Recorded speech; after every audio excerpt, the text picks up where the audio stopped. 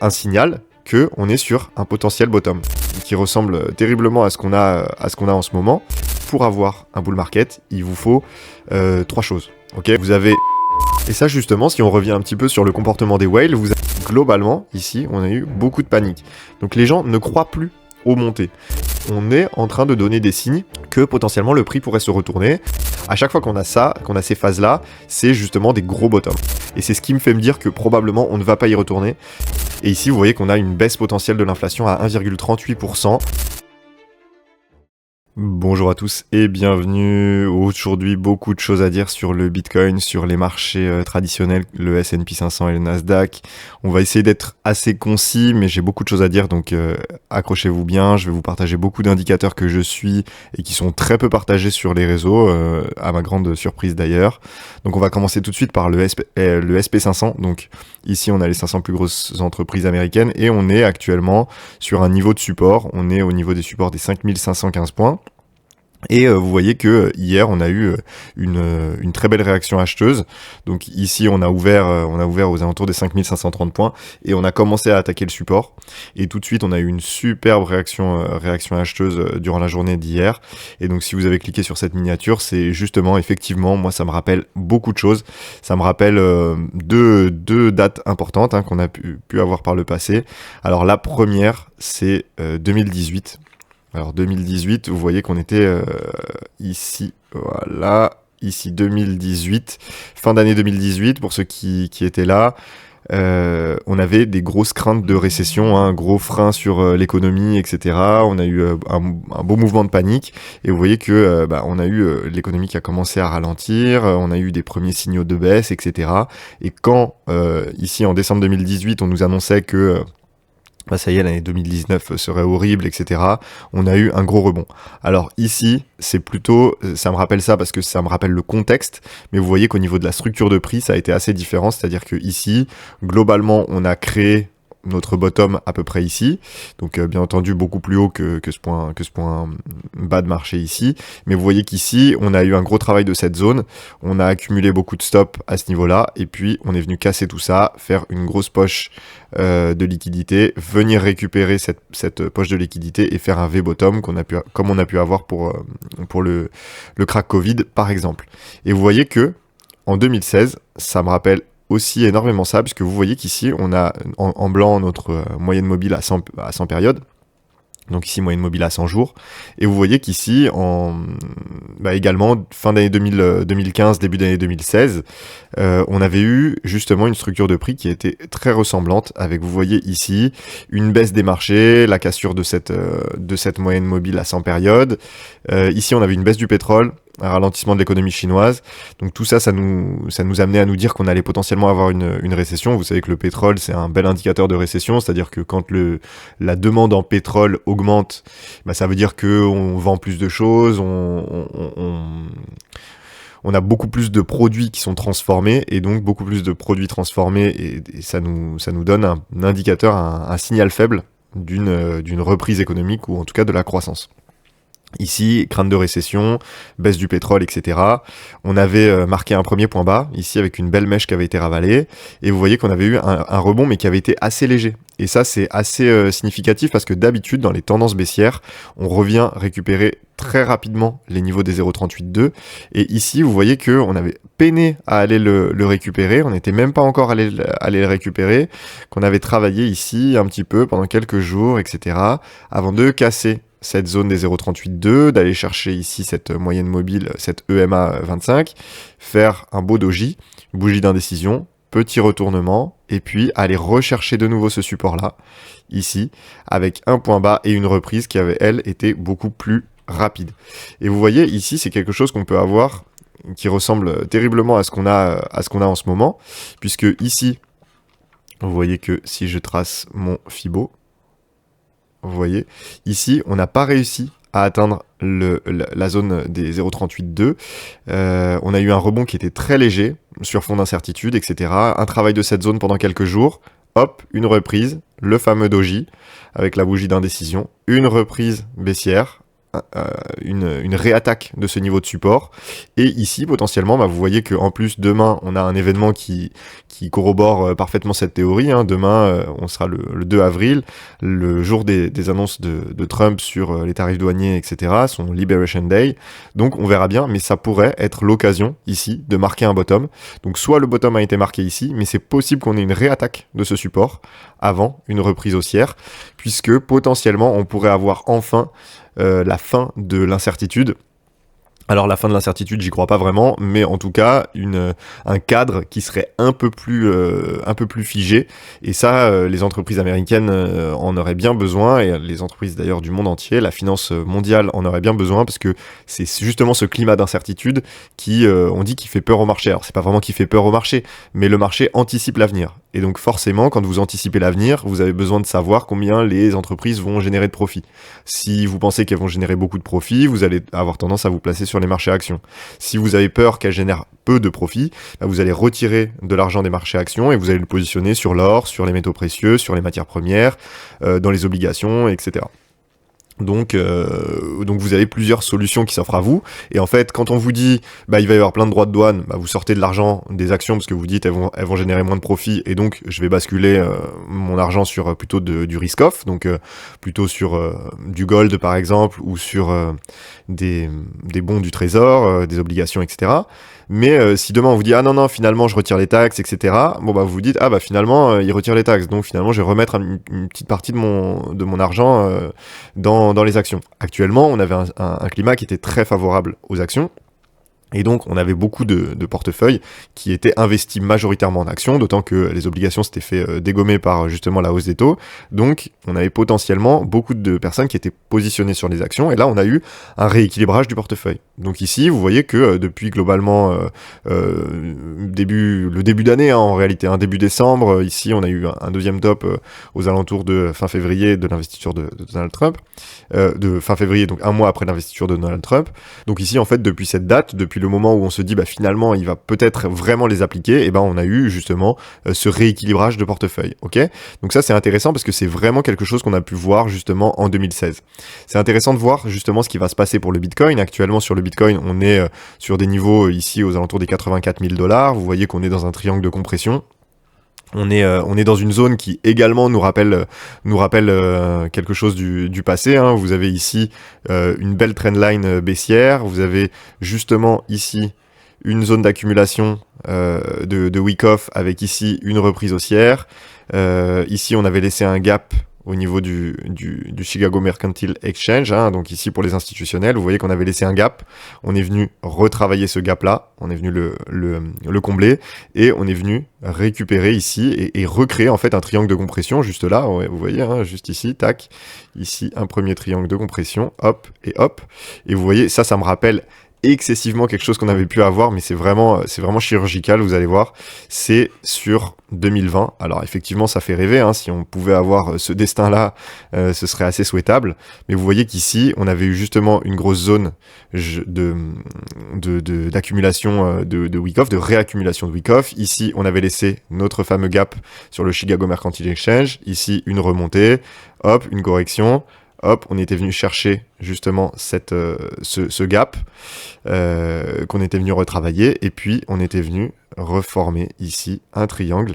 Alors c'était le fameux long de High Stakes Capital, vous savez, ce fameux le trader numéro 1 français.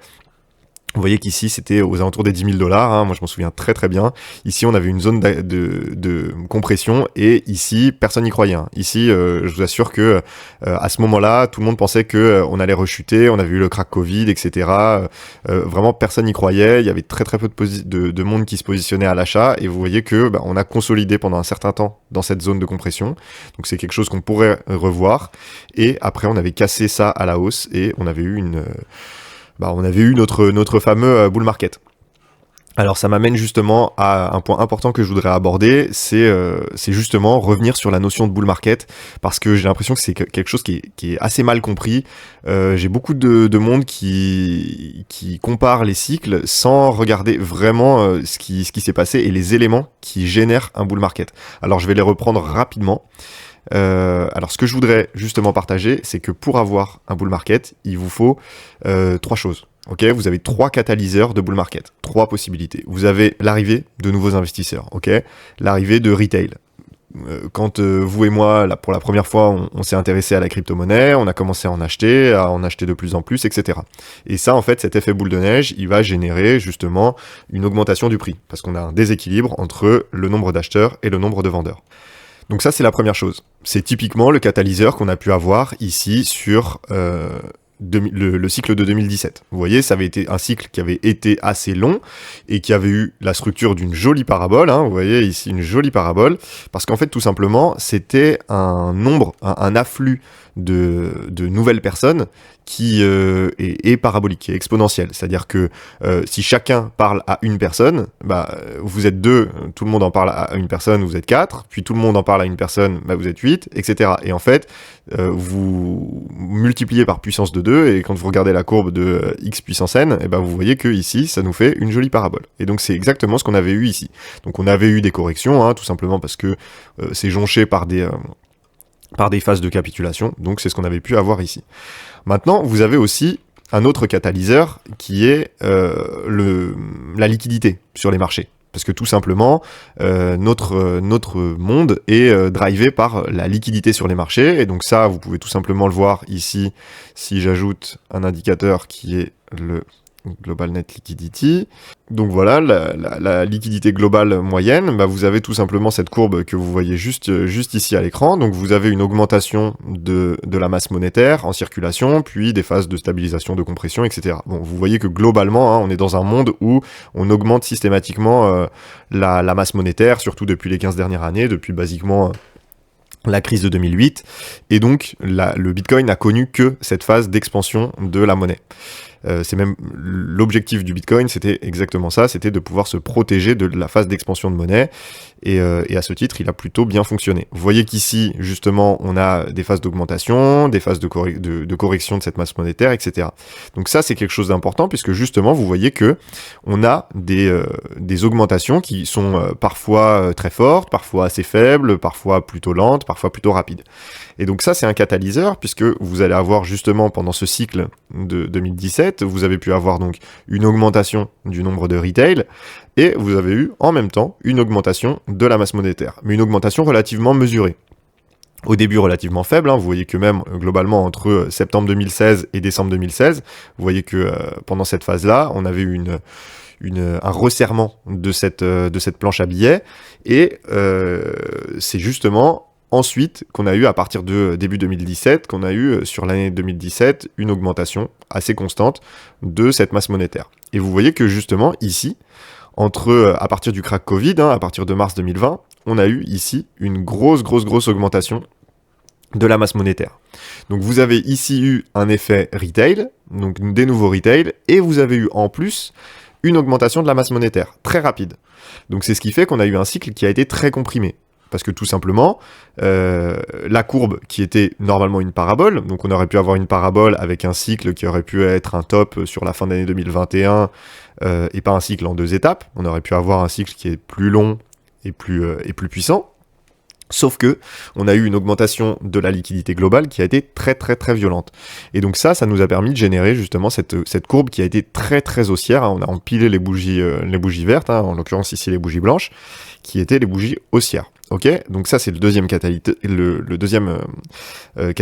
et c'est ce qu'on appelle un cycle monétaire. Ok, ensuite on verra par la suite sur ce cycle actuellement où on en est. Et enfin, vous avez une autre chose qui est le nombre de stablecoins en circulation. Ici, les stablecoins en circulation, c'est justement quand vous et moi, on décide que on est en bear market et que on est probablement sur une fin de cycle, et on va vendre nos cryptos en stablecoin dans un premier temps. Alors il y en a peut-être qui vont retirer leur argent pour aller profiter de leur cash. Sauf que ici, on a eu justement pas mal de sorties de capitaux et de ventes pour réobtenir du stablecoin. Vous voyez que ici, l'USDT dominance, donc c'est le nombre, la part des stablecoins dans la market cap globale. Vous voyez que dans des phases de bull market, comme on peut avoir ici en mars 2021, en novembre 2021, Donc ici, vous voyez 2,5%, c'est assez faible. Ça veut dire que globalement, tout le monde est relativement investi en crypto, hein, que ce soit Bitcoin ou altcoin. Et petit à petit, quand le marché corrige, bah, vous avez beaucoup de gens qui vont vendre leurs cryptos pour des stablecoins. Et vous allez avoir une augmentation ici significative de la part de stablecoins. Et petit à petit, vous pouvez avoir justement bah, des gens qui re-rentrent sur le marché. Donc en fait, c'est des gens qui sont déjà dans la crypto, donc c'est pas des nouveaux arrivants. C'est des gens qui ont déjà des stablecoins et vous allez avoir ces stablecoins qui vont se déverser sur le marché. Et ça, c'est justement un catalyseur qu'on a pu avoir depuis le début d'année, hein, qui nous a amené ici d'une dominance de l'USDT à 8% jusqu'à 3,5% en mars 2024 avec une belle augmentation. Ici, on était aux alentours des 70 000 $. Puis, on a eu justement un retrait de liquidité, donc qui nous a amené aux alentours des 50 000 $, puis un nouveau pump, hein, aux alentours de l'élection de Donald Trump, avec ici un retour sur cette zone des 3,5% de dominance pour un Bitcoin aux alentours des 110 000 $. Okay, et vous voyez que là, on a eu également un retrait de liquidité. Donc, vous avez ces trois catalyseurs hein, qui se regroupent globalement sur un afflux de liquidité sur le marché. C'est un afflux qui vient soit des gens qui sont déjà dans le marché ici, soit des nouveaux arrivants, hein, des nouveaux investisseurs, soit du nouvel argent hein, créé ex nihilo à partir de rien et qui est déversé sur le marché, comme on a pu avoir pendant le crack Covid. Et ces trois éléments-là, si vous les avez les trois séparément, vous allez avoir un cycle qui est plus long. En 2017, c'est ce qu'on a eu. On a eu justement un cycle qui était plus long parce que ces trois éléments-là étaient décorrélés les uns des autres. On avait trois phases. Et c'est ça qui a créé justement un bull run qui était beaucoup plus long. Ok ? Et justement ici en 2021, on a eu ces trois choses-là exactement en même temps. Ok ? On a eu ici une grosse impression monétaire. On a eu ici justement une augmentation du prix qui a attiré des nouveaux investisseurs. Donc on a eu une augmentation du prix liée à ça. Et on a eu en plus les investisseurs qui étaient déjà sur le marché qui ont décidé de rattraper le train justement après la fameuse correction, après la fameuse compression ici qu'on a pu avoir aux alentours des 10 000 $. Vous avez eu toutes les personnes qui ont commencé à se dire bah ça y est, le bull run est lancé. Donc on a eu ces trois phases-là en même temps, et c'est ce qui a fait qu'ici, en fait, on a enchaîné que les bougies blanches sur les différentes semaines. On a eu quelques bougies rouges, mais franchement, sur une période globalement de octobre à mars, on a eu 6 mois de hausse non-stop. Okay, on n'est même pas venu rechercher cette EMA 13 en weekly, donc très très violent. Et ici, vous avez eu justement depuis le début de ce cycle, vous avez pas de liquidité, globalement. Hein. Vous avez très très peu d'impression, vous voyez qu'on enchaîne les phases de stabilisation, de légère augmentation, puis de restabilisation, etc. Donc en fait, il n'y a pas de nouvel argent. Il n'y a pas de nouveaux investisseurs. Si vous regardez ici, alors je l'ai juste là, les Google Trends, vous avez pas de nouveaux investisseurs. Le terme crypto n'est absolument pas recherché. Alors je l'ai justement ici. Vous avez ça. Ici, le terme crypto n'est pas du tout recherché par rapport à ce qu'on a pu avoir en 2017 ou ce qu'on a pu avoir en 2021, qui était plus large hein, comme cycle. Ici, vous voyez, on est vraiment... c'est ridicule, quoi. On a très très peu de recherche. Et donc forcément, vous avez peu de gens qui arrivent sur le marché. Et vous avez par contre eu une baisse ici de la dominance du Bitcoin, de la dominance des stablecoins. Donc en fait, ici, vous avez quand même eu une phase de pump qui a été alimentée par des gens qui étaient déjà sur le marché et justement par les ETF qui ont drivé également beaucoup d'augmentation, puisqu'ici vous voyez qu'on a eu une forte augmentation du nombre de personnes qui ont investi via les ETF dans ce marché. Donc si vous croyez que le cycle est terminé, ça veut dire que vous croyez que justement les deux autres phases du cycle n'arriveront pas. C'est-à-dire qu'on n'aura pas d'augmentation plus forte de la liquidité et on n'aura pas de nouveaux arrivants. Donc moi, de mon côté, c'est pas quelque chose que je crois. Hein. Je pense que justement, ces deux catalyseurs-là ne sont pas arrivés, qui finiront par arriver. Probablement que ça viendra plus tard. Hein. Justement, on a des indices qui peuvent nous dire que ça va pas forcément trop tarder, même si on n'est pas capable de timer le marché. C'est quelque chose qu'on n'a pas de toute façon vocation à faire, hein, de timer le marché, mais ça pourrait arriver, justement, à l'issue de cette phase de compression, on a des signes qui commencent à être intéressants. Déjà, on va regarder sur la partie whale. Ici, vous avez une chose qui est le BTC USD long. Ok. Si vous regardez ici sur TradingView BTC USD long, hein, sur Bitfinex, c'est un exchange qui est globalement un exchange de whale, donc des gros portefeuilles qui sont dessus. Vous avez justement ici des positions qui sont Ça c'est les positions longues sur Bitfinex, sur l'exchange Bitfinex, qui est du coup justement ce fameux exchange de whale. Vous avez une très forte augmentation ici du nombre de longues aux alentours de mai 2022, juin 2022, et globalement, à chaque fois, quand on a des augmentations ici, c'est qu'on va avoir des whales qui décident d'acheter le bottom. Ok. Si ici, je vous affiche la courbe du Bitcoin, donc vous voyez ici tout simplement que ici quand on a des grosses phases d'augmentation des longues, donc je vous ai ici ajouté justement les rectangles bleus, c'est à chaque fois dans les phases de bottom. Ici on a eu également une augmentation, bon, elle était très légère, mais un bottom local. Ici on a eu une augmentation un peu plus forte, et ici une augmentation encore un peu plus forte, avec potentiellement justement un signal que on est sur un potentiel bottom. Vous avez ici, justement, sur cette grosse chute ici du marché, on a eu beaucoup de personnes qui ont racheté, voilà, qui se sont positionnées ici jusqu'aux alentours des 18 000 dollars. Puis ici, justement, sur chaque phase de montée, ben, on a eu justement une baisse de l'exposition longue, donc des prises de profit sur toute cette montée. Et vous voyez qu'ici, pendant toute la phase de montée, aux alentours des 70 à 100 000 dollars, vous avez ici eu une grosse baisse du BTC USD long. Donc potentiellement, ici, on a une grosse phase de montée. Et vous avez également le ticker ETH USD long, qui existe aussi, et vous avez ici un signe que ETH n'intéresse plus du tout les whales.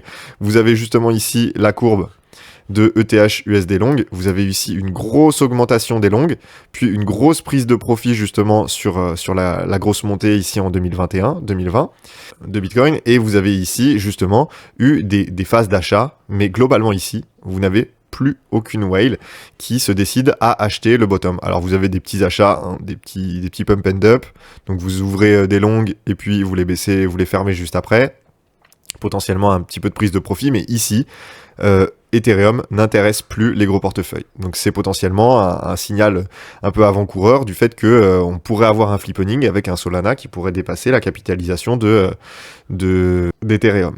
Et ça justement, si on revient un petit peu sur le comportement des whales, vous avez également le Coinbase Premium Index, donc c'est justement le premium sur la plateforme Coinbase qui nous indique ici, dans les phases justement en rouge, où ce premium est négatif, c'est justement des phases où on va avoir des gros portefeuilles qui sont majoritairement sur BitMEX, Bitfinex et Coinbase, qui vont racheter le bottom. Vous voyez ici, à chaque fois que le premium est négatif, c'est justement des phases de bottom. Vous voyez ici, également, actuellement, on est sur une phase de premium négatif, qui est potentiellement une phase de bottom local.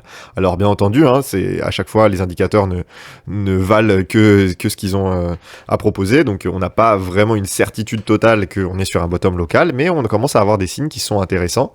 Vous avez également justement BitMEX, qui est une autre plateforme de whale.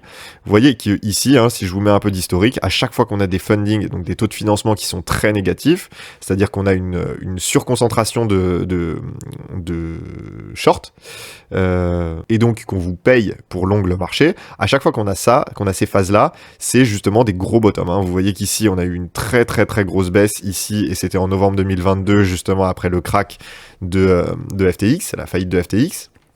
On a eu également des gros spikes, des gros pics ici aux alentours de mars, aux alentours du mois de mai, etc. Avec à chaque fois justement ces grosses phases de bottom locaux où on a justement beaucoup de personnes qui ont capitulé, et justement des whales qui ont très fortement racheté pour s'exposer au marché. Et vous voyez qu'actuellement, si on regarde sur les dernières phases, vous voyez qu'ici pendant toute la phase de consolidation ici de 2024, vous voyez qu'à chaque fois qu'on est passé dans le négatif, c'est justement nos bottoms locaux. Ok, on a eu justement cette phase-là aux alentours du mois de mai, aux alentours du mois de juin et aux alentours du mois de août-septembre, avec surtout des pics au niveau du mois de septembre. Et vous voyez qu'ici, sur la remontée des prix, on était assez neutre. Et même là, sur cette phase où on avait un petit peu corrigé, on était passé de 110 000 à 98 000 dollars, donc quand même une certaine correction, on était resté assez neutre. Et là, depuis quelques jours, on commence justement à s'installer tout doucement dans le rouge, tout doucement dans le négatif. Donc on est en train de donner des signes que potentiellement le prix pourrait se retourner et qu'on pourrait poser justement notre fameux bottom. Pour tout ce qui est de l'euphorie, vous voyez qu'ici l'euphorie sur les altcoins est très très faible. Ici on a une heatmap justement du RSI des différentes cryptos. Donc chaque point c'est une crypto et quand vous êtes ici dans le rouge et ici dans le vert, vous êtes respectivement ici dans des zones de surachat et des zones de survente. Donc ici, quand vos cryptos est ici, c'est probablement que c'est une zone intéressante pour prendre des profits. Et ici, c'est probablement une zone où on peut se retourner. Alors il faut regarder, parce que une zone de surachat en tant que telle, ça veut pas dire grand-chose. Je vous invite à regarder justement si vous êtes intéressé. On propose une formation justement sur l'analyse technique. Le RSI, c'est quelque chose de très très important puisque c'est tout simplement l'indicateur qui est le plus codé dans tous les algorithmes de trading. Donc c'est important de le voir pour savoir ce que les autres investisseurs vont faire.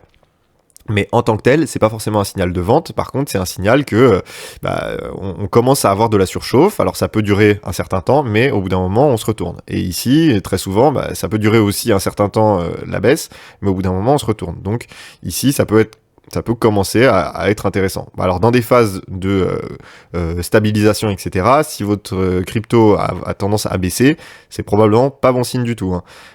Si votre crypto baisse dans une phase de consolidation, ça veut dire que les gens s'en désintéressent. Et ça, c'est pas très intéressant. Ok, donc ici, vous voyez qu'ici, on a également les taux de financement pour les différents altcoins.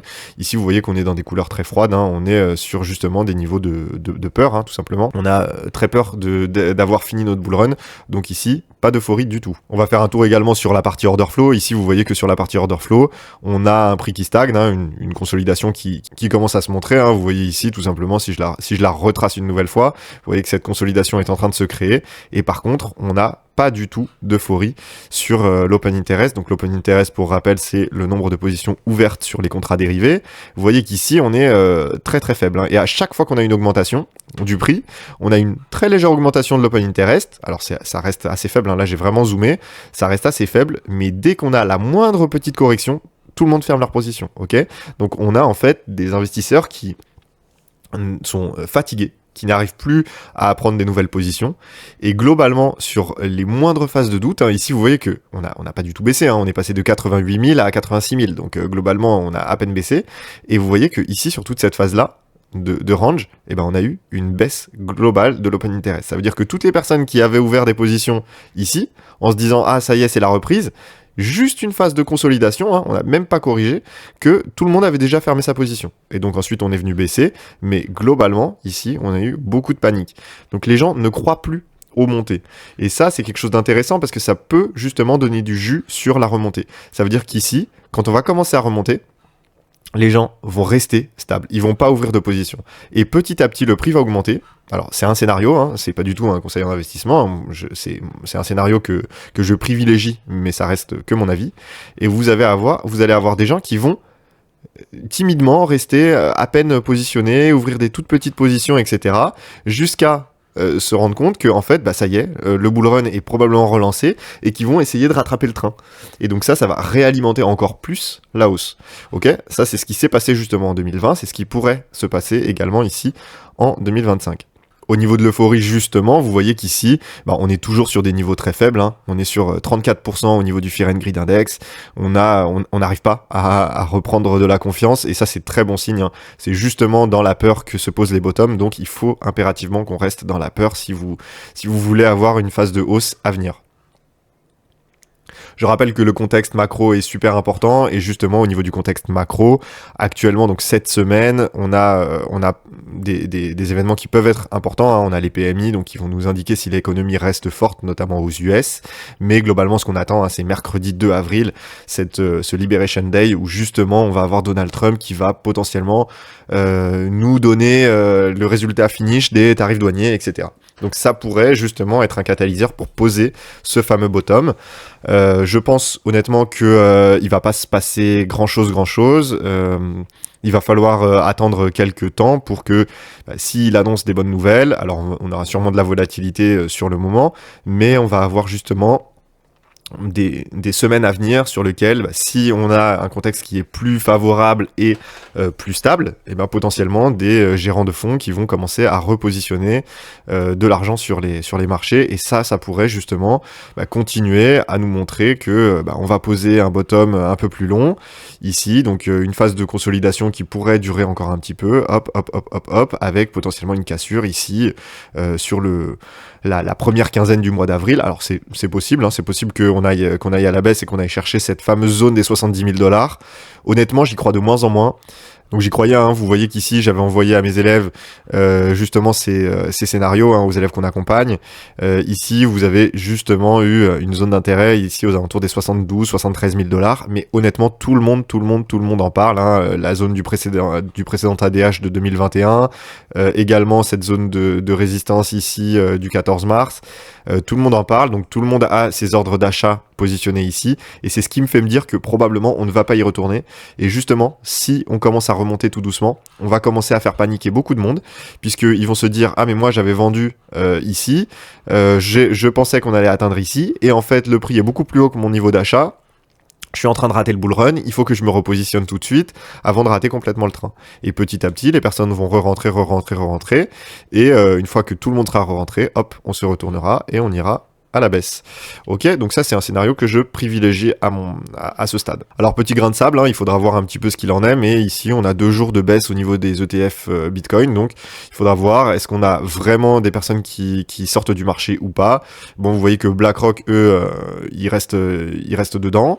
Mais enfin en tout cas les clients de BlackRock restent dedans, à voir, ça a été surtout drivé par justement Fidelity et ARK Invest, donc il faudra voir un petit peu ce qu'il en est sur les prochains jours. En tout cas sur les comparatifs au niveau des cycles précédents, vous voyez que ici par rapport au bottom, on est relativement en ligne par rapport au bull run de 2017, qui était justement le bull run qui s'en rapprochait le plus du nôtre, avec justement une augmentation des retail petit à petit, une augmentation de la masse monétaire également petit à petit, et un premier cycle qui a été drivé justement par l'augmentation des stablecoins. Donc ici, potentiellement, on pourrait avoir justement ce fameux top d'ici la fin d'année, d'ici le Q4 2025. Point également important sur l'inflation, vous voyez qu'ici on est en début de mois, et à ce titre on a du coup Trueflation qui met à jour l'inflation avec des éléments nouveaux, et ici vous voyez qu'on a une baisse potentielle de l'inflation à 1,38%, donc c'est justement quelque chose qu'on avait pu avoir ici sur la baisse de l'inflation au mois de mars, début du mois de mars, on avait vraiment très fortement chuté. Ici on chute également très fortement, donc il faudra voir ce qu'il en est, mais ça pourrait nous donner un signe que justement de date à date, donc on a de avril à 2025 à avril 2024 une inflation qui serait de 1,38%, mais une inflation qui décélère, vous voyez que ici globalement on est sur une tendance qui est assez intéressante, et chose intéressante, on va avoir la semaine prochaine, donc précisément le 10 avril, jeudi, on va avoir le CPI du mois de mars, donc l'inflation que regardent les banquiers centraux, ils regardent le CPI et le PCE, donc le CPI du mois de mars.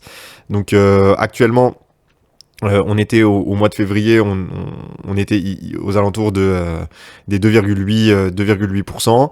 Ici, au mois de mars, du coup, on aura justement les chiffres de février. Donc ici, on pourrait être... Alors ici, on a globalement toujours un écart de 0,5 points entre le CPI et Trueflation. Donc ici, vous voyez qu'on est globalement sur 2,2. Donc on pourrait être aux alentours des 2,7. Vous voyez que le consensus actuellement est à 2,8. Donc si on est vraiment à 2,7 ou moins, ça serait une bonne nouvelle pour justement la baisse des taux, qui est actuellement, vous voyez, le cycle de baisse des taux est sur... ici, jusqu'à décembre, on a 1, 2, 3, 4 baisses de taux d'ici la fin d'année. On pourrait en avoir un petit peu plus. Bon, 4 baisses de taux, honnêtement, c'est déjà pas mal.